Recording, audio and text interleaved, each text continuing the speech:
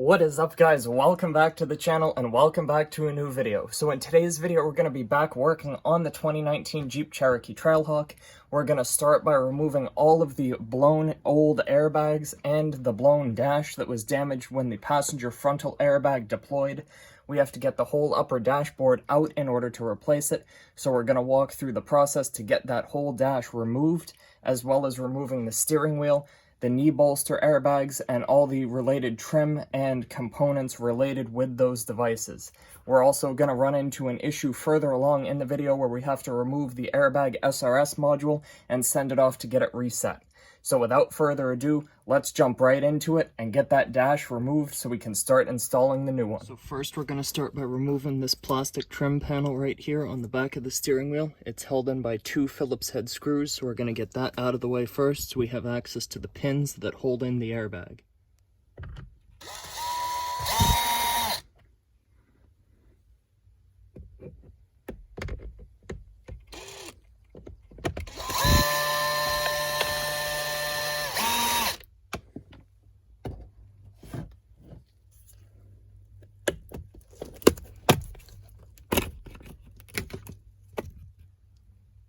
Now we can see the pins we need to push on right here,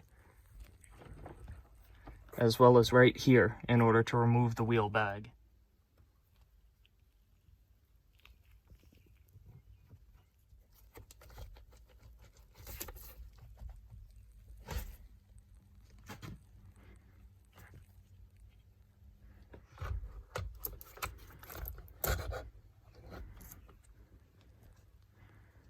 So there we have the airbag completely detached from the steering wheel.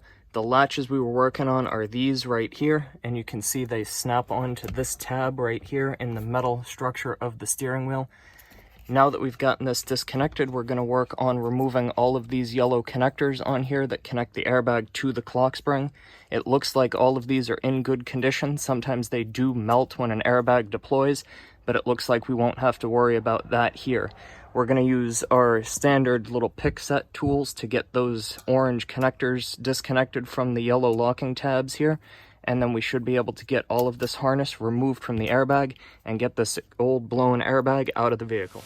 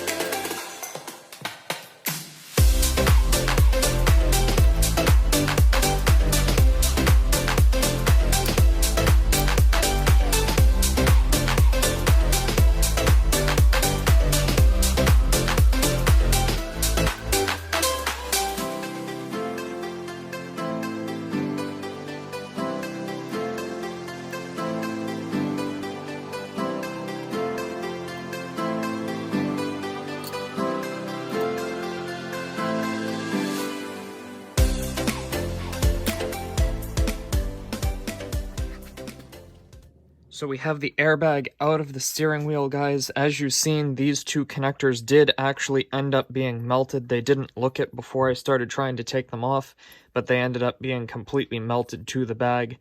I'm gonna start removing this steering wheel because I am gonna replace the clock spring on this. The clock springs for these are relatively inexpensive, so instead of worrying about trying to find the right connectors, splicing them in, and hoping that they work after them being melted, I'm just gonna go ahead and replace the clock spring, which I believe comes with the turn signal lever and the windshield wiper lever over there.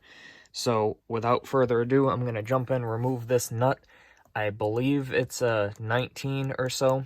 Gonna get that taken off of there, and once that's removed, this whole wheel will just pop right off. There's no need for a steering wheel puller on these, so we're gonna get that taken off, get this wheel out of the way, get it unwired with these connectors in the center here, and then we're gonna start getting the clock spring removed from the steering column.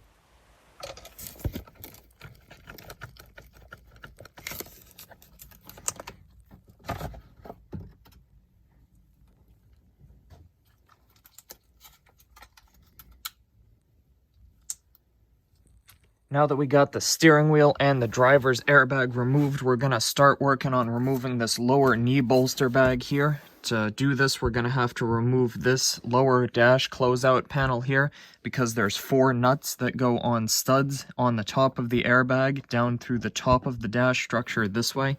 And the only way to access them to remove it is to take this panel out of the way and get access to those nuts. So right now we're going to start by removing this piece that'll give us access to this whole panel here and get this removed from the vehicle so we can work on that airbag.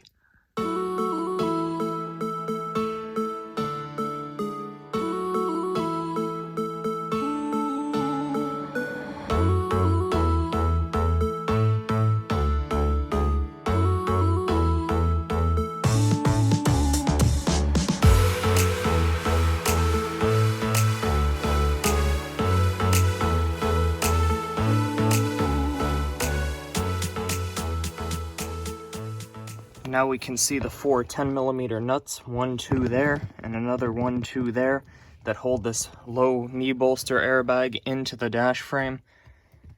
We can get a hold of those relatively easily and get them out just with a simple socket.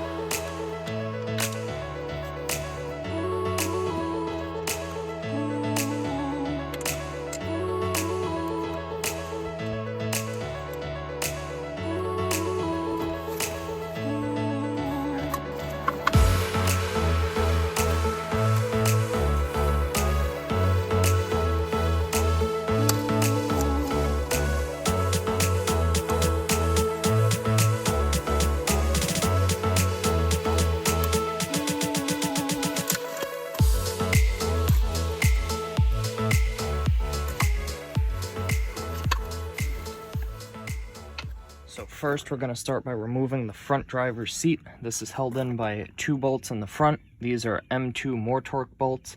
One here, as well as 2 in the back, and then the seat will come out and give us access to the B-pillar trim right here where the seat belt resides.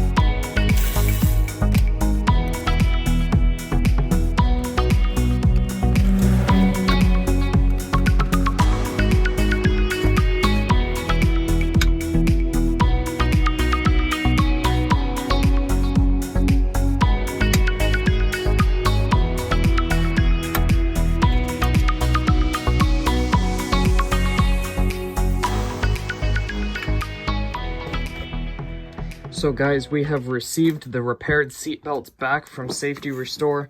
They were able to repair the seatbelts themselves as well as the pre-tensioner buckles here on each side.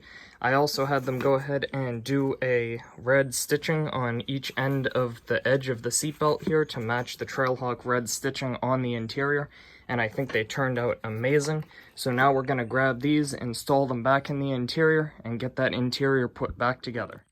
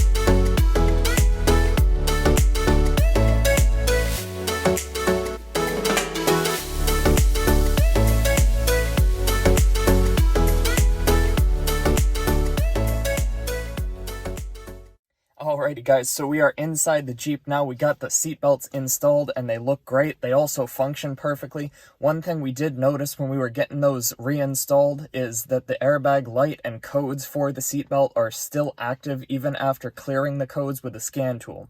So what it seems like is that this vehicle is storing hard crash data. The airbag module is not allowing us to reset it even though we have a scan tool that is capable of it. These codes are permanently set, so that means this module will have to be reset by Safety Restore in order to get it back to its normal functioning capability.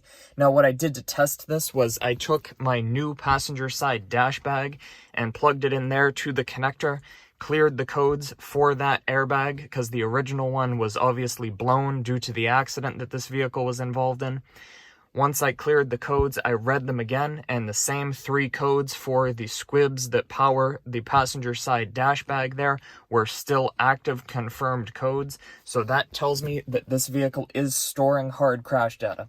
So what we're going to have to do is get this module out. What that entails is taking out this center console here. We'll have to lift it up a little bit so we can access the SRS module, which resides under this portion of the console. Once we get that out and get it disconnected, we'll be able to send it off to Safety Restore, and they will be able to return it and get it back to me in 24 hours as their turnaround time, get it fully reset, and we'll be able to get it connected and have these codes removed from the SRS module, and we'll be good to go and get this Jeep put back together on the interior. So let's get started, get this center console out, and get moving on getting that module reset.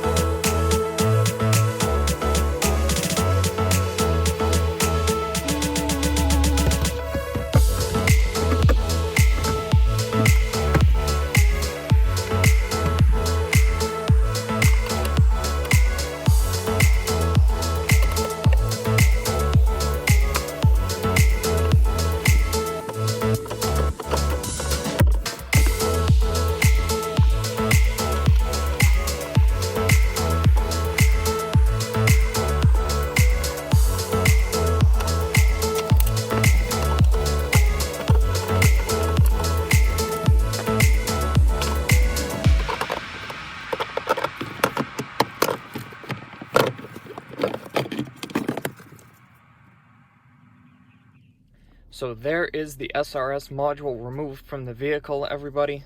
You can see it's just a simple module held in by 3 10mm nuts under the front of the center console. You don't even really need to move this section here. I did. It makes it a little easier to just be able to pick it up and move it, but it is not required. It's basically using the same panels right there that you will use to replace the cabin air filter in one of these vehicles. You're just going to remove that panel in the kick area down there next to the gas pedal, and on the left side over here in the passenger's footwell, so you can gain access to this module. You'll need to remove the 3 10mm nuts, as I mentioned, and then the module just comes right out once you disconnect the 2 yellow plugs that go on the back of the computer right there.